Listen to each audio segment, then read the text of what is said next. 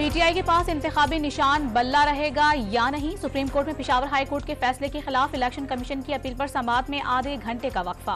बल्ला नहीं बल्लेबाज, पीटीआई का प्लान बी सामने आ गया। कौमी और सूबाई असेंबली के उम्मीदवारों को पीटीआई नजरियाती के टिकट जारी कर दिए। इलेक्शन कमीशन ने इंतखाबी निशानात के अलॉटमेंट के वक्त में इजाफा कर दिया। उम्मीदवार आज शाम 7 बजे तक आरओ से इंतखाबी निशानात अलॉट करवा सकते हैं। सुप्रीम कोर्ट में समाअत के दौरान बैरिस्टर गौहर के घर पर छापे की गूंज। घर पर छापा मारकर दस्तावेजात और लैपटॉप ले गए, बैरिस्टर गौहर का अदालत में बयान। बैरिस्टर गौहर के घर पर छापा गलतफहमी की बिना पर मारा गया, न किसी को मारा गया और न कोई दस्तावेजात ली गई।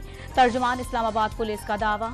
लेवल प्लेइंग फील्ड मिले या ना मिले, 8 फरवरी को सरप्राइज देंगे। बिलावल भुट्टो ने मुखालिफिन पर एक बार फिर कड़ी तनकीद कर दी। साबिक लीगी सेनेटर राना महमूदुल हसन पीपी में शामिल। अवामी नेशनल पार्टी को लालटेन का इंतखाबी निशान अलॉट कर दिया गया। इलेक्शन कमीशन का एएनपी को 10 मई तक इंट्रा पार्टी इलेक्शन कराने का हुक्म। 20,000 रुपए जुर्माना भी आयद। परवेज इलाही के बेटे मुन्ना इलाही के 4 हलकों से कागजात मुस्तरद करने का फैसला बरकरार। लाहौर हाई कोर्ट ने कैसरा इलाही को इलेक्शन लड़ने की इजाजत दे दी।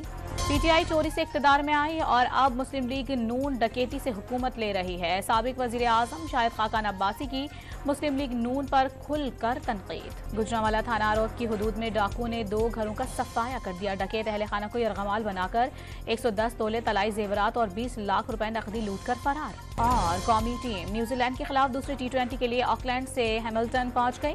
दूसरा T20 मैच कल खेला जाएगा।